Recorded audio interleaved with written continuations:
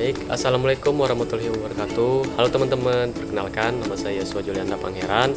Di sini saya akan menjelaskan CPU. Pastikan banyak teman-teman dong yang bertanya-tanya apa sih itu CPU dan apa-apa saja sih yang ada di dalamnya. Di sini saya akan menjelaskannya secara singkat. Yang pertama, saya akan menjelaskan tentang CPU. Sebuah CPU pasti dimiliki oleh setiap komputer untuk menjalankan kinerja suatu komputer tersebut. Tanpa CPU, sebuah komputer tidak dapat berfungsi sebagaimana mestinya. Kalau gitu, ketahui bersama yuk, komputer CPU itu apa saja sih termasuk fungsinya masing-masing. Oke. Yang pertama, pengertian CPU. Di sini saya akan menjelaskan secara singkat. CPU itu atau Central Processing Unit adalah perangkat hardware yang berfungsi sebagai pemroses data utama dalam sebuah komputer. CPU dapat disebut sebagai otak komputer karena CPU mengatur semua aktivitas dan jalannya semua program termasuk aplikasi atau software di dalamnya.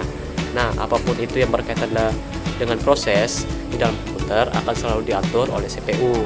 Dengan demikian, tanpa adanya CPU dalam komputer, maka komputer tidak akan bisa melakukan apapun atau komputer tidak akan bisa menjalankan programnya.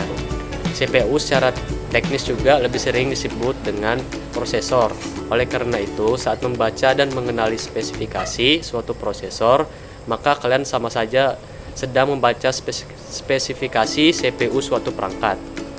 Nah, kemudian untuk fungsi CPU itu adalah fungsi utama dari CPU adalah melakukan operasi aritmatika dan logika terhadap data yang diambil dari memori atau informasi yang diberikan melalui beberapa hardware. CPU terbilang kompleks dalam melakukan pemproses dari instruksi-instruksi yang diberikan.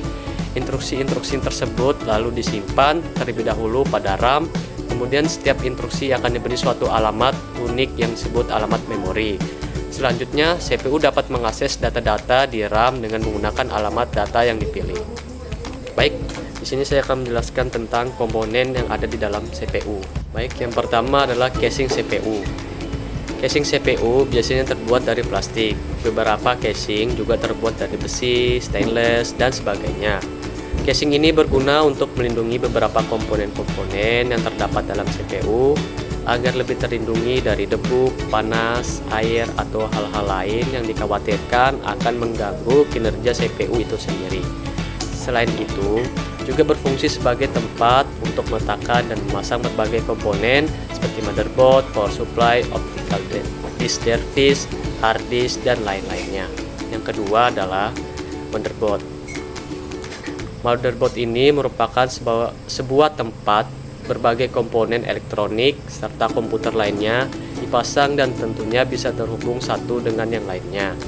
Komponen-komponen yang menjadi bagian inti dalam motherboard adalah prosesor, sound card, video card, hard disk, dan lain-lainnya.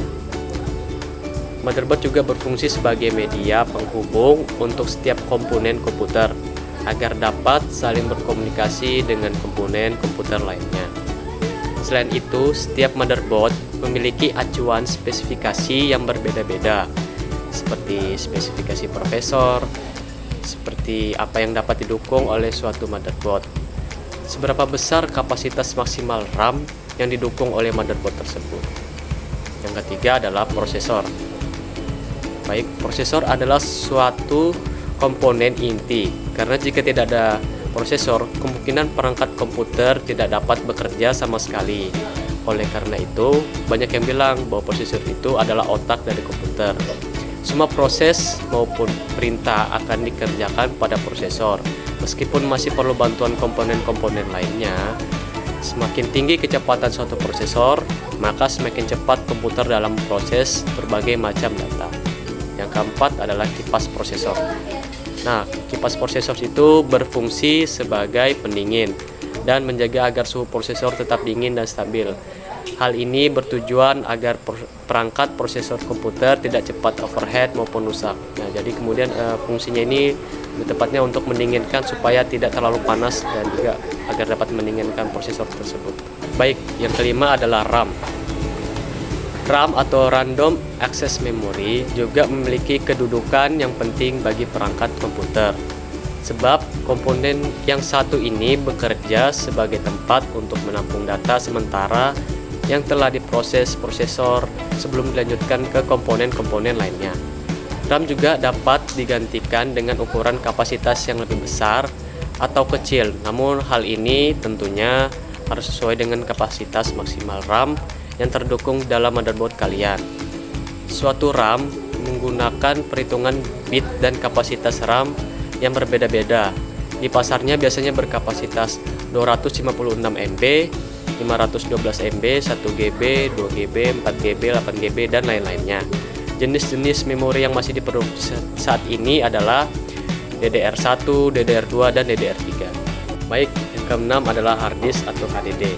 Harddisk berfungsi untuk menyimpan berbagai data dan berbagai sistem operasi dari suatu perangkat komputer itu sendiri. Harddisk biasanya menggunakan perhitungan bit. Semakin besar kapasitas harddisk, maka semakin banyak pula data-data konvensional yang dapat disimpan. Ukuran kapasitas harddisk yang beredar di pasaran biasanya bervariasi, mulai dari 250 GB, 500 GB, 1 TB, hingga 3 TB. Yang ketujuh adalah CD, DVD, atau ROM. CD, DVD, atau ROM atau Optical Disk Drive ini adalah piranti yang dapat digunakan untuk menulis dan membaca kaset atau kepingan CD atau DVD. Selain itu, CD atau DVD ROM juga dapat digunakan untuk membranding atau mengcopy CD dengan menggunakan berbagai software. Sedangkan format yang termasuk ke dalam CD atau DVD ROM adalah CD-ROM drive, CD-RW drive, DVD-ROM drive, dan DVD-RW drive. Yang ke-8 adalah VGA card. VGA Video Graphic Adapter merupakan salah satu komponen yang sangat penting untuk sebuah perangkat komputer. Hal ini dikarenakan VGA berfungsi sebagai pengolah data grafis sebelum ditampilkan ke monitor. Tanpa VGA, maka layar komputer bisa dipastikan tidak menampilkan apapun. Selain itu, VGA juga sangat penting untuk menentukan kualitas gambar yang ditampilkan pada monitor komputer. Yang ke-9 adalah sound card. Piranti yang satu ini lebih berfungsi sebagai pengolah audio untuk perangkat komputer. Sound card juga berfungsi sebagai prosesor audio yang mana dapat mengubah sinyal analog atau sinyal digital yang masuk ke dalam input kartu lalu menghasilkan audio atau suara pada sistem komputer. Sound card juga berfungsi untuk mengontrol semua audio yang terdapat pada perangkat komputer. Kemudian yang ke-10 power supply. Nah, power supply ini berfungsi sebagai pembagi daya sumber arus listrik pada sebuah komponen-komponen komputer. Selain itu, power supply juga berfungsi sebagai mengubah tegangan DC menjadi AC sebelum dialirkan ke setiap komponen-komponen komputer itu sendiri. Oke guys, jadi itulah 10 komponen-komponen CPU yang perlu kalian ketahui. Nah, jadi kalau ada anak-anak kecil atau anak sekolah yang nanya ke kalian, tentu kan tahu dong, dan kalian bisa menjelaskan kepada mereka itu apa-apa saja sih komponen-komponen yang ada dalam komputer. Nah, baik, mungkin itu saja yang dapat saya jelaskan untuk pengertian tentang CPU dan komponen-komponen CPU.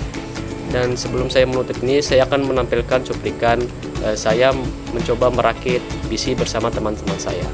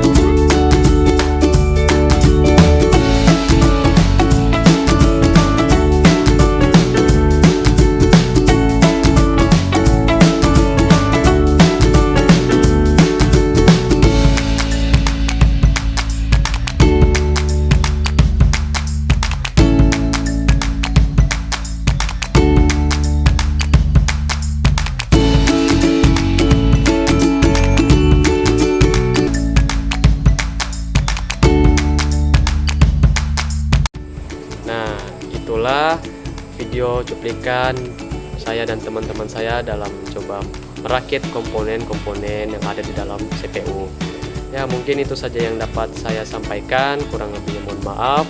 Nah, semoga ilmu ini bermanfaat bagi kita semua, dan mohon maaf juga apabila ada salah kata dan perilaku saya yang kurang mengenakan.